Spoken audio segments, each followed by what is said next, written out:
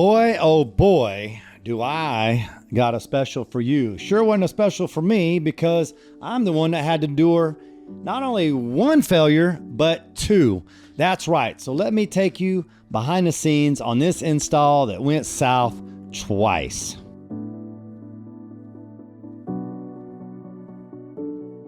I'm Jeremy with Floor Rescue. I've been installing decorative concrete. I started with $391 in 2004 after staining concrete for a year, and I have fallen flat on my face many times. I am a successful entrepreneur and Christian businessman, and I've just gone through a lot of lessons, a lot of hard lessons in life, in business, in marriage, and in many areas, if not all, in my life. But we're specifically going to talk about these floor failures. And to be honest, this mistake that I made on this first floor failure was on me. It was my fault for not taking enough time to walk through the design, the colors, and the amount of black that was going to be in this floor. My wife has been telling me for 10 years, less is more when it comes to dark colors. And I think I finally got it, y'all. I think I finally got it. I didn't get it here. And I didn't get it on a lot of other ones. There are a lot of floors that I was like, too much black. But anyway, the point is that even while I was doing the floor, even though it didn't look like I put a whole lot of black down, after I started spreading it, I just knew it. And you could hear it in my voice and you could see it on my face. I knew I was sitting here pushing around a floor and a product that wasn't going to be accepted. And that sucks when you've got thousands of dollars in material and labor and momentum up to a certain point. And while you're supposed to be doing something that's supposed to be bringing you joy and happiness, and when you know you're standing on a floor that your client is probably not gonna like, that is not a good feeling, y'all. It still looks good. No. Gosh.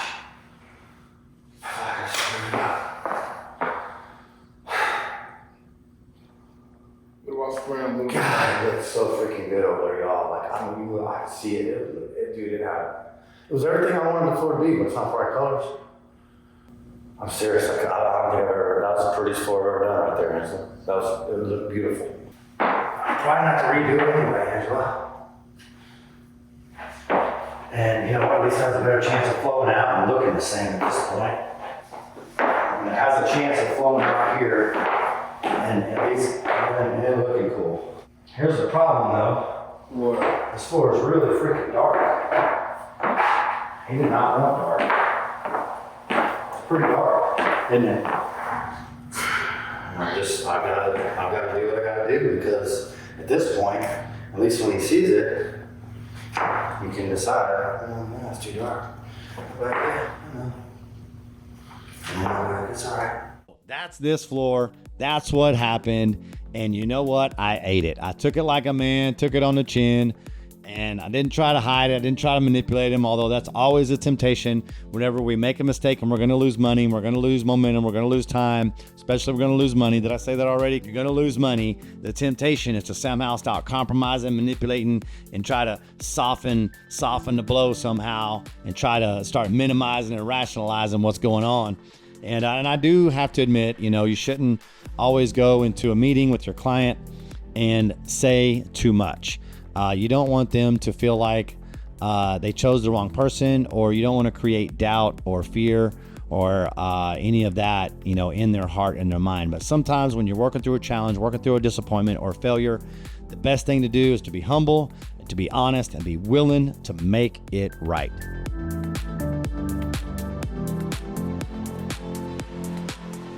All right, so that was failure number one, and we made it right. We redid it. I sanded it, and because it was so dark, I had to put another base coat on it. And so we did that, and so we were excited. We were like, you know what? All right, let's use a product that we've used many times before, never had any problems out of it. The colors were fire. I was so excited because the client didn't like the floor was too dark. It pushed me and motivated me, right, to, you know, get it right this time, right? I want to make a living here. I don't want to go backwards anymore. So the second go around, we felt great. We spent a lot of extra time. Colors were awesome. balance of colors was awesome. The way we put the floor down was awesome. And then we saw something weird in the floor. I saw something weird in one of the sections, and I was like, okay, let me kind of work through it, and it'll go away. Some kind of weird little separation. And all of a sudden, over this left shoulder, I saw it again, and over here, I saw it again, and I'm like, oh my God, there's no way this is happening to me right now. And I just stood in it. I just stood in it. What was I gonna do? What was I going to do? You know, I'm old enough to know that when something's going wrong, there's not a whole lot you can do. Now, it doesn't mean it doesn't affect my attitude or doesn't affect my, how I'm feeling in the moment. And, I don't think I got real angry in that moment. I kept my cool. I kept a cool spirit. And I thank God for that, because it is only by God's grace that I can stay in the right frame of mind in the midst of conflict, rejection, or losses, because those things have a tendency to want to take me into a downward spiral where I get upset, angry, and even can sometimes self-sabotage. You can learn more about my story, my testimony, just by DMing me and asking me what all God has saved and set me free from. What doesn't kill you makes you stronger. Count it all joy when you fall into various trials. Well, this was another trial. So I'm about to show the client this, because literally, we're freaking cleaning up, right? My guys are getting ready to go. Sun's going down. Saturday is cold, and man, these colors were sick. I mean, this floor was freaking amazing. You know, it is what it is. See that little thing in there? Can't even pick it up. It's so there it is right there. Weird little piece of trash. See it right there? Oh, that is so pretty too, man. God, I love these freaking colors.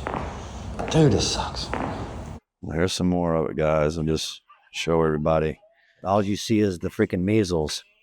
I mean, look at the movement I had. Look, the blues and silvers. And looks like we'll be redoing this one. Failure number 2. Couldn't shake it. Couldn't do nothing about it. I'm looking around. I'm like, man, we're going to have to ride this wave out. We're going to have to ride this storm out. There's no getting around this. And so that's what we did, and we embraced it, and we allowed it to do what it was going to do, checking it out, figuring out what's going on, these little rubber pieces. And so once all the dust settled, we let the floor cure out. It cured out just fine. I talked to a couple other people around the country that had the same problem, and the manufacturer did not make it right with everyone around the country, but they made it right with me. And so I'm just going to call it like it is, and I'm appreciative of that, but I don't think that's right. And I don't think that's okay. And that's one of the reasons why we started the Concrete and Coating School, so that we would have a community that's safe to share your struggles, your issues, to be able to work through them, to be able to get information on products, on materials, on processes in such a way that are proven, that have been repeatable. And now sometimes things do just happen. And hopefully, again, you have a distributor and a manufacturer who has integrity and has the balls to do the right thing, because not everybody does. And some of these people are making more money hand over fist, and they wouldn't reach in their pocket to help someone else, even if it was their fault. I just believe in exposing things for what they really are, because I'm an advocate for those that are out there hustling, fighting, struggling to do the right thing, build a business, raise a family, and have proper support. All right, so this failure, we let it cure out. We came back and it was all good. We sanded it real good. I don't know if we might have did a little bit of patching. I think we sanded it so good. There was so much epoxy on the floor this time. I've got primer, MVB, metallic, base coat, now another metallic. That's a lot of layers. And we sanded it, got it real good and flat. The color wasn't real dark, so we just dropped another metallic over the top of it. And of course, pristine, presto. Turned out great. We used a great product from US Resin Supply. Holler at my friend Paul and Chris over there. Used some of their Pro Epoxy. Great product. Class is out. Did what we needed to do. Look at the third floor. The design was beautiful. We got the YouTube up live now. The homeowner was stoked. Super happy. $10,000 garage. I should have made a lot of money on it, but I had to redo it twice. So what? Did I break even? I don't know. Manufacturer gave me some product. I don't know, maybe $3,000 worth. So probably made a couple $1,000, but now you get to benefit from my experience. So my loss is your gain in this video. Hopefully it'll help you.